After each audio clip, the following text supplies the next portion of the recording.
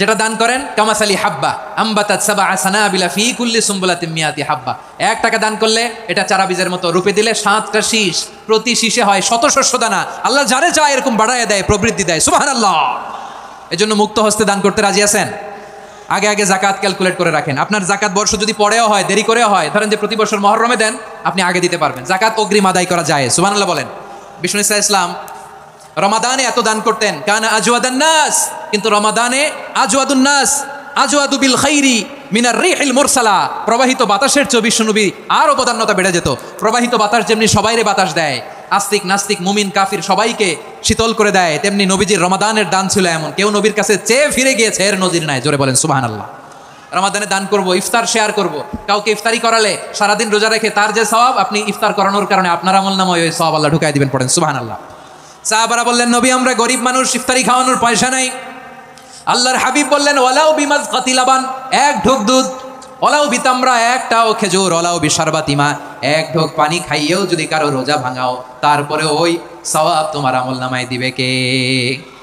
তাহলে মুক্ত হস্তে দান করুন। 4 নাম্বার। 5 নাম্বার হচ্ছে কদর তালাশ করুন। রমজানের সবচেয়ে দামি সময়। বিষ্ণু বলেন, মান হরিমা খাইরাহা ফাকাদ হরিম, যে কদর মিস করলো সে সব মিস করলো, হি ইজ দ্য লুজার। আচ্ছা বলেন, এই বরকতের মাসে আমরা কি লুজার হতে চাই না গেইনার হতে চাই? সবাই বলেনি, বলেন এই রমাদানে আমরা লুজার হব না গেইনার হব? ইন্না আনজালনাহু ফি লাইলাতিল কদরি ওয়া মা আদরাকা মা লাইলাতুল কদর, লাইলাতুল কদরি খায়রুম মিন আলফি শাহর। পড়েন আল্লাহু আকবার। লাইলাতুল কদরি খায়রুম মিন আলফি শাহর, 1000 মাসের চেয়েও সেরা। 1000 মাসে হয় 83 বছর 4 মাস। 83 বছর 4 মাস টানা ইবাদত করলে যেই সওয়াব, কদরের রাতে ইবাদত করলে অতটুকু সওয়াব আপনি পাবেন। আল্লাহ সেটা বলে নাই, আল্লাহ বলে তার চাইতো বেশি সওয়াব দিয়ে আপনার আমলনামা ভরে দিবে কে? কদর যেন মিস না হয়। 21, 23, 25, 27, 29, নাকি খালি 27? আপনার কি খালি 27? বেজর রাতগুলোকে কদর হিসেবে তালাশ করো। আল্লাহর হাবিব সাল্লাল্লাহু আলাইহি ওয়াসাল্লাম শেষ 10 দিন টানা ইবাদত করতেন। টানা ইবাদত। ইদা জাআল আশরু আহইয়াল লাইলা আইকাদা আহলা ওয়া জাদ্দা ওয়া শাদ্দাল মিজার। সারা রাত জেগে ইবাদতের নজির নবীজির নাই, শুধু রমজানের শেষ দশক ছাড়া। সুবহানাল্লাহ বলেন। নিজেও ঘুমাতেন না।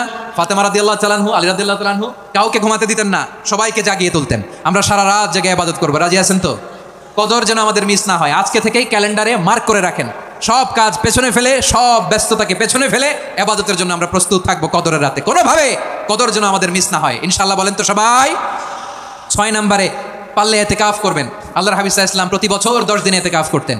যে বছর ইন্তেকাল করবেন সে বছর 20 দিন ইতিকাফ করেছেন। আপনি বলবেন, হুজুর ইতিকাফ না করলে সমস্যা কি? আমার নবী একটা ইবাদত সারা জীবনেও ছাড়ে নাই, আর আপনি জীবনে একবারও করেন নাই। এবার হিসাব আপনার কাছে, হিসাব আপনার কাছে। না পারলে অন্তত রাত্রিবেলাগুলো মসজিদে কাটাবেন। পারবেন তো ইনশাআল্লাহ? সব শেষে শিশু এবং নারীদের ব্যাপারে বিশেষ খেয়াল রাখবেন। শিশুদের রমাদানের ব্যাপারে উৎসাহ দেন, তাদের প্রস্তুতি নেওয়ান, তাদেরকে রোজা রাখতে দিবেন। আমার ভাইয়েরা এবং বোনেরা, পর্দার আড়ালে মায়েদেরকে বলবো, চাপাই নবাবগঞ্জের মায়েরা, 1 দিন 2 দিন না খেয়ে থাকলে আপনার ছেলে মেয়ে মারা যাবে না। ঠিক কিনা বলেন? ওদেরকে উৎসাহিত করেন। ওদের ছোট্ট যারা রাখতে দেন, বলেন যে বাবা সকাল থেকে দুপুর পর্যন্ত না খেয়ে থাকলে তোমার অর্ধেক রোজা, এরকম 2 দিন অর্ধেক মিলে তোমার 1 রোজা। এরকম আমি কত রোজা রাখছি ছোটবেলায় কোনো হিসাবই নাই। আমার দাদি বলতো সকাল থেকে না খেয়ে দুপুর 12টা পর্যন্ত রাখলে নাকি অর্ধেক হয়, এরপরের দিন অর্ধেক, 2 অর্ধেক মিলে 1 রোজা। এটা তো আসলে রোজা হয় না, কিন্তু তাকে উৎসাহ দেয়া। ইফতার প্রোগ্রামগুলোতে নিবেন আমাদের বাচ্চাদেরকে। দেখবেন যে ওর ক্ষুধা লাগতেছে, খায় না, কারণ কেউ খায় না। একজন আজান দিচ্ছে, সবাই খেজুর নিয়ে ইফতার করতেছে। এই দৃশ্য, এই ট্র্যাডিশন, এই ইবাদত, এই তারবিয়া ওর আগামীর জীবনটাকে সুন্দর করবে। চিল্লায় বলেন ঠিক কিনা? এভাবে আগামীর প্রজন্মকে আমাদের গড়তে হবে। শিশুদের রোজার ব্যাপারে প্রস্তুতি নিন, উৎসাহ দিন। আর নারীদেরকে কষ্ট দিবেন না। সারাদিন পেঁয়াজু, আলুর চপ, বেগুনি, পাকোড়া, ছোলা, মুড়ি, শরবত, রুয়াবজা আছে না নাই?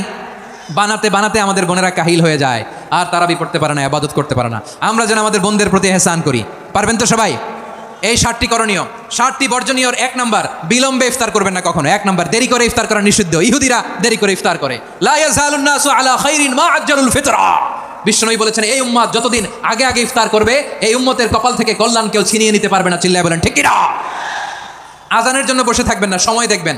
স্থানীয় সময় যখন সূর্যাস্ত হওয়া মাত্রই বিসমিল্লাহ, খেজুর খেয়ে ফেলবো। পারবেন তো? নাকি দেরি করবেন? 2 নাম্বার, রমাদানের পবিত্রতা বজায় রাখবো। কোনো তর্ক বিতর্ক অশ্লীলতায় আমরা জড়াবো না, ঝগড়া করবো না, সরাসরিও না, ফেসবুকেও না।